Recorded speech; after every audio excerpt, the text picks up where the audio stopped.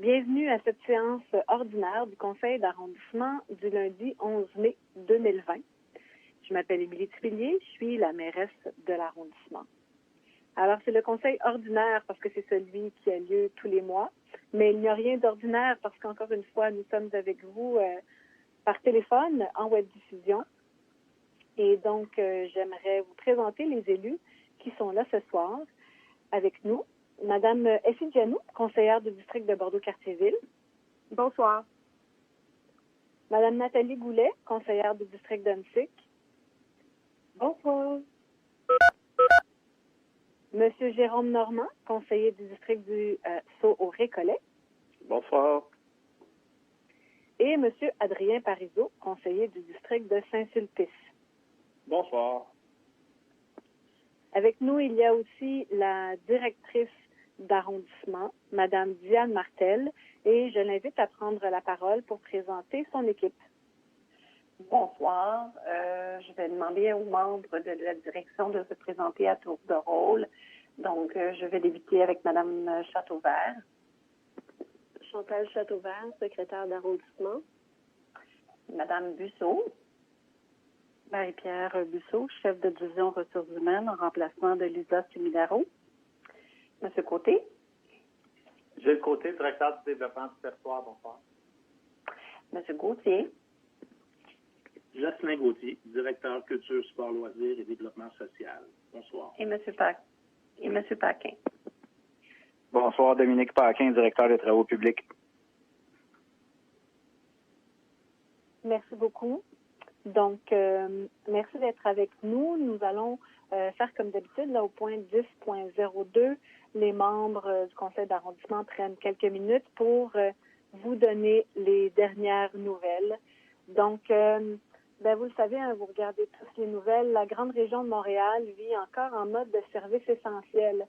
Ça veut dire que ce ne sont pas tous les services qui sont donnés et surtout, ce ne sont pas tous les magasins, commerces qui sont ouverts. Il y a certaines activités qui sont encore en confinement, comme on le dit. Mais je souhaite profiter du moment pour souligner le travail des employés de l'arrondissement qui sont vraiment à pied d'œuvre pour offrir de nombreux services. J'aimerais souligner leur travail dans le contexte actuel parce que ce n'est pas simple. Ils sont là tous les jours au travail. Donc, certains sont dans leur poste de travail, notamment ceux qui travaillent sur les services essentiels, donc majoritairement nos cols bleus. On a aussi plusieurs employés qui travaillent auprès des organismes de notre territoire. Donc, merci pour tout le travail que vous faites. Ce n'est pas facile dans la situation actuelle. Et merci aussi à tous les autres employés qui sont en télétravail, parce que les autres employés le sont chez eux à travailler en télétravail. C'est pas toujours évident non plus. Et c'est pour vous dire à quel point la vie continue, mais à quel point il y a quand même certaines activités qui ne sont pas encore ouvertes. Et ça, c'est vraiment la décision du gouvernement du Québec. Nous la respectons, nous suivons les plans de déconfinement du gouvernement. Donc, certaines activités reprennent graduellement, notamment le nettoyage des rues sur les rues résidentielles qui a commencé la semaine dernière, donc le 4 mai. Le bureau des permis aussi, puisque la construction résidentielle notamment a été déconfinée par le gouvernement, nous avons ouvert notre bureau des permis, mais sur rendez-vous, donc bien important de prendre rendez-vous.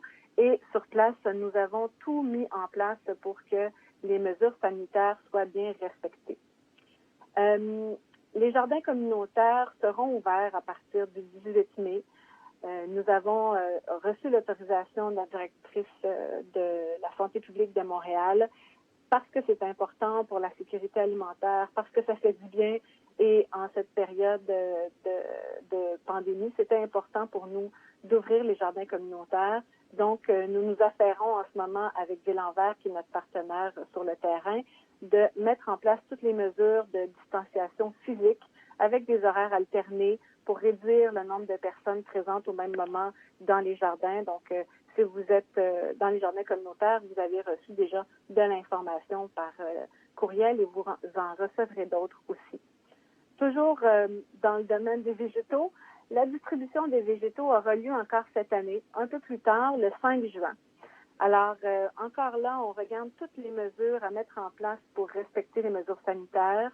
Ce sera sur rendez-vous dans au moins 2 sites dans l'arrondissement, donc au centre communautaire et culturel de Cartierville. Sur le site Louvain-Est aussi, nous regardons à ouvrir un 3e site si c'est possible.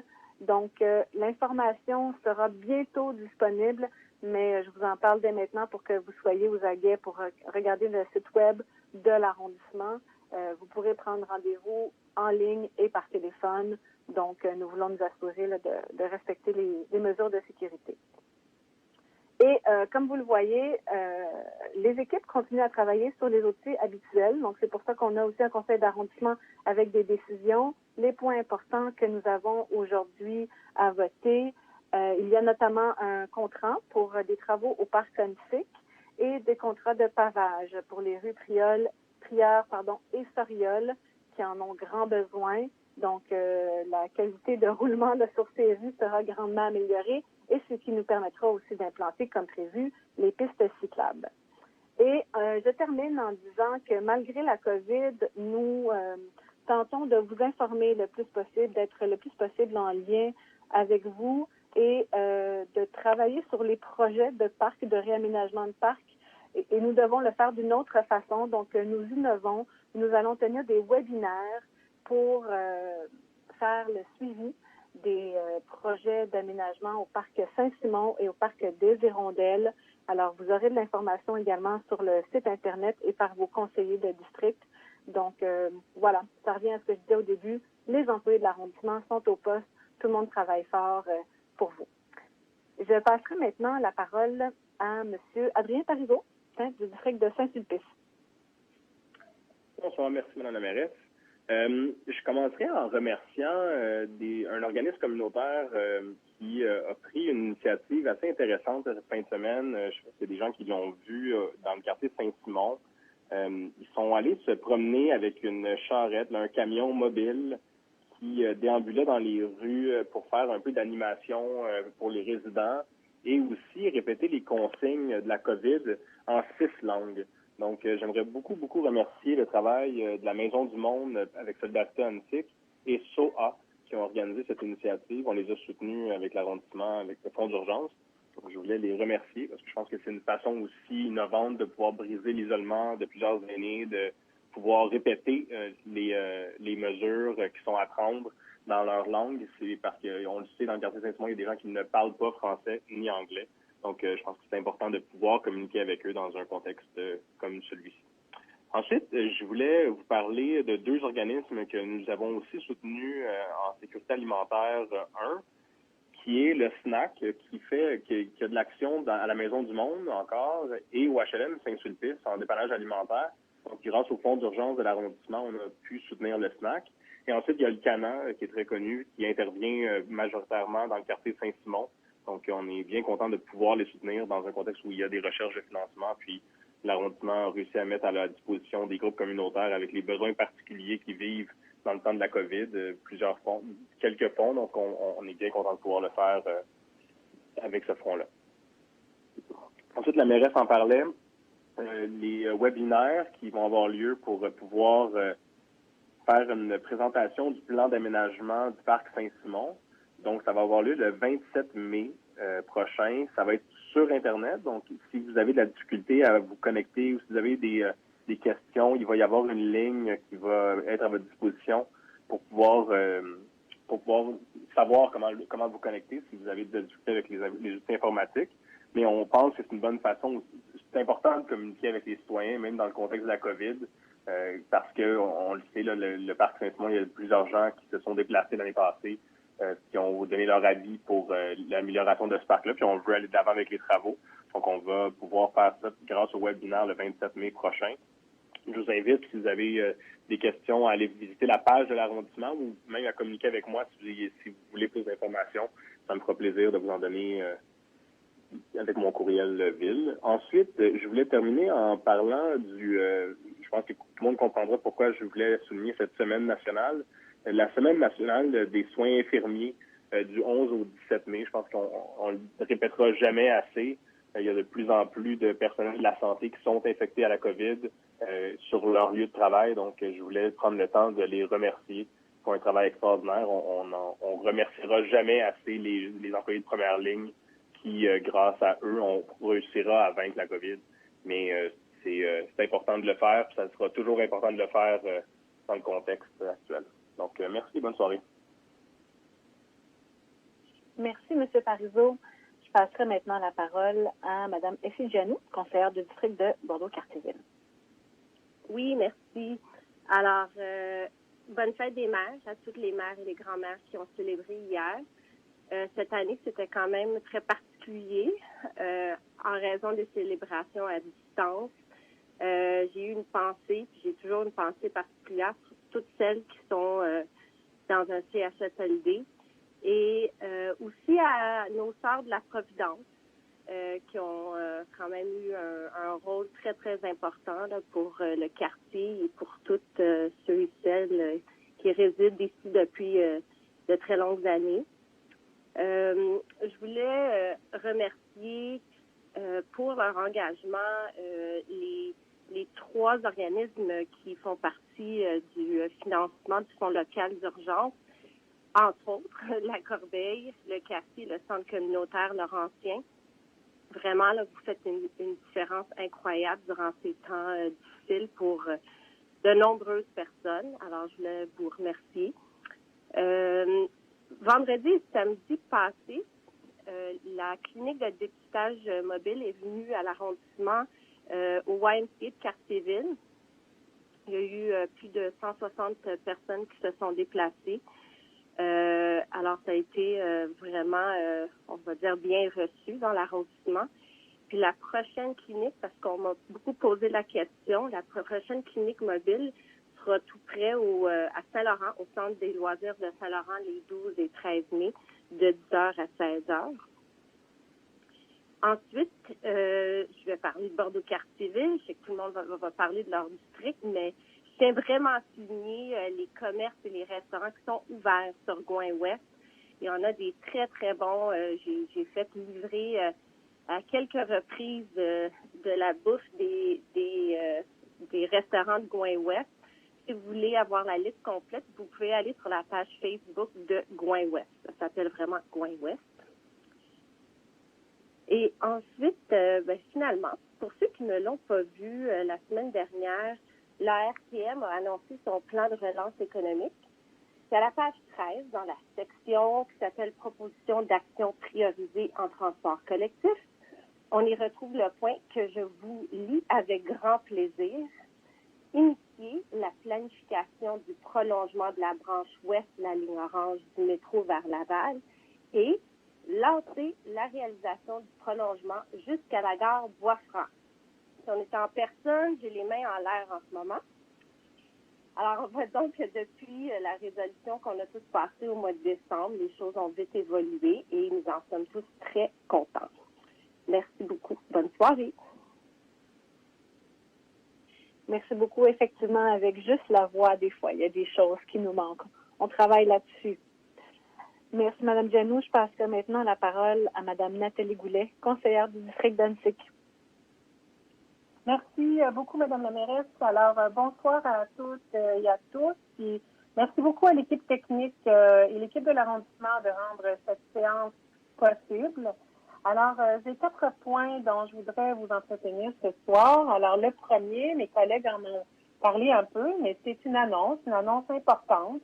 Vous savez que la période actuelle est très difficile à vivre pour beaucoup de personnes qui ont perdu leur emploi ou qui doivent s'adapter à des conditions difficiles. On le sait que la crise sanitaire, elle ne doit pas se transformer en crise sociale. Alors, c'est pourquoi l'arrondissement est très fier d'octroyer une aide aux organismes communautaires qui sont au front actuellement pour soutenir les populations en situation de vulnérabilité. Alors, au dernier CA, on a institué un fonds local de soutien aux organismes de 180 000 fourni à part égale par l'arrondissement et l'ensemble des 3 caisses des jardins de notre territoire. Je les nomme. Alors, il s'agit de la Caisse des jardins de Sault-Récollet, Montréal-Nord, de la Caisse du Centre-Nord de Montréal et celle de Bordeaux-Cartierville-Saint-Laurent. Alors, je les remercie vraiment de leur partenariat qui va permettre aux organismes de venir en aide à des centaines de personnes et de familles résidant dans Annecy-Cartierville. L'administration du fonds a été confiée aux 2 tables de quartier, Solidarité Annecy et le CLIC Bordeaux-Cartierville, que je remercie aussi également de leur partenariat et de tout leur travail de concertation. Alors, à la suite du premier appel de projet, donc, on octroie 95 000 $ à 11 organismes des secteurs Est et Ouest du territoire. Ce sont essentiellement des projets d'aide alimentaire d'urgence pour financer l'achat de denrées, la distribution de nourriture, puis d'autres produits de première nécessité. Un deuxième appel va être lancé d'ici la fin mai. Alors, merci à tous les organismes, leurs équipes, leurs bénévoles, ainsi qu'aux employés de l'arrondissement qui sont venus aussi leur prêter main forte ces dernières semaines. Alors, le deuxième point dont je voulais vous parler, c'est la confirmation que le marché d'été de Annecy-Cartierville aura bel et bien lieu tous les samedis de l'été à partir du 4 juillet sur la rue Basile-Routier, à côté du pavillon du Parc aux Points. Alors, on s'est assuré que toutes les mesures sanitaires seront mises en place pour accueillir tant le public que les producteurs. Il y aura même un site où on pourra faire des commandes en ligne. Alors, toutes les infos vont être disponibles sur le site de l'organisme Marché Annecy-Cartierville, qu'on remercie aussi beaucoup de son travail parce qu'il coordonne tout ce beau projet. Alors, mes 2 derniers points, mais ça concerne les travaux à venir cet été dans nos espaces publics. La vie continue. Alors, pour le parc Annecy, notre grand parc central dans l'arrondissement, on va voter ce soir au point 20.02 un contrat de réfection de l'aire de jeu pour enfants, notamment pour la rendre universellement accessible. Elle va être magnifique. Et aussi un contrat de réfection. En fait, c'est le même contrat pour la réfection du sentier central du parc qui va devenir multifonctionnel. Donc, c'est-à-dire qu'il va sécuriser les parcours de tous les types d'usagers du parc. Les enfants, les familles, les cyclistes, les personnes qui ont besoin d'une aide à la mobilité. Alors, le sentier central va devenir également accessible l'hiver car il sera déneigé. Et enfin, au point 20.04, on pourra enfin rouler à la fin du mois de juillet sur une belle piste cyclable, bidirectionnelle, sécurisée sur la rue Prieure-Ouest, qui sera aussi mise à sens unique vers l'ouest, du parc Annecy jusqu'à la rue Meilleur, et le stationnement sera retiré d'un côté, du côté sud, pour faire place à la nouvelle piste cyclable. Alors enfin, malgré la situation difficile que nous vivons tous, je nous souhaite de profiter du beau temps puis de la chaleur qui s'en vient pour sortir dehors, pour explorer nos rues de nos quartiers, en marchant ou en pédalant. C'est tout à fait possible de le faire en respectant la distanciation physique.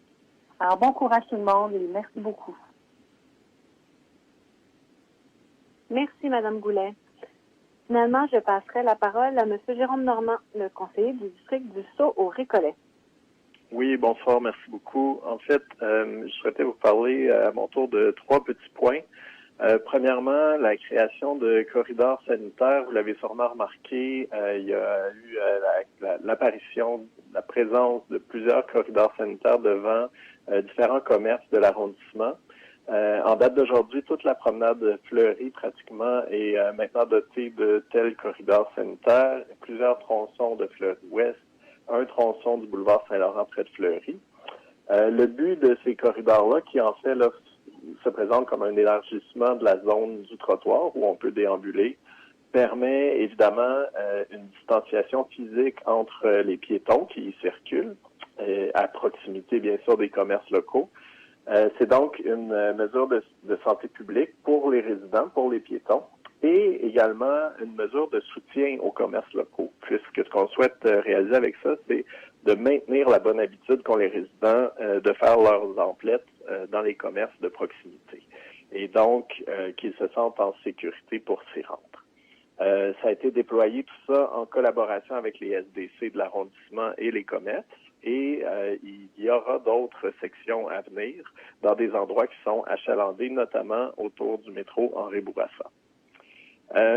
Madame la mairesse en a parlé un peu en introduction. En ce qui a trait au soirée colline, une soirée d'information, consultation innovante par webinaire pour les aménagements du Parc des Hirondelles le 28 mai prochain en soirée.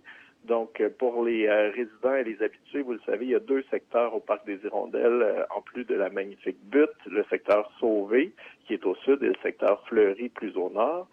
Pour ce qui est du secteur Sauvé, lorsqu'on a tenu notre séance de conseil d'arrondissement en septembre 2018, à cet endroit-là, on avait également procédé à une consultation sur les aménagements du futur, donc du secteur Sauvé, et on va donc le 28 mai faire une rétroaction sur ces aménagements qui s'en viennent.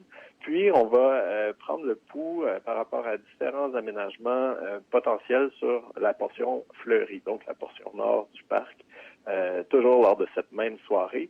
Vous allez le remarquer, des grands panneaux affiches vont être posés directement au Parc des Hirondelles pour donner des détails sur les aménagements et aussi les moyens de se joindre au webinaire. Puis également, il y a une vaste distribution de dépliants qui va être faite aux résidents aux alentours du parc. Il va être possible donc de soumettre des commentaires sur les aménagements par courriel, par téléphone et également par la poste. Donc 28 mai prochain en soirée. Et finalement, mes collègues en ont parlé, nos fameuses pistes cyclables sécurisées bidirectionnelles sur Prieur et Soriol s'en viennent. On le sait, ce soir, on va le voir bientôt dans les prochains points, les contrats pour le pavage seront votés.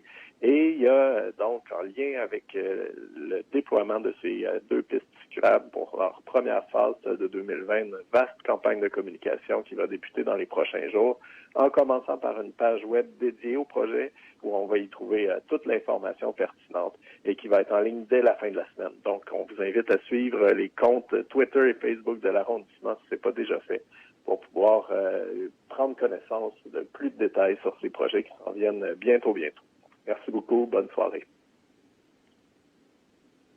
Merci, M. Normand.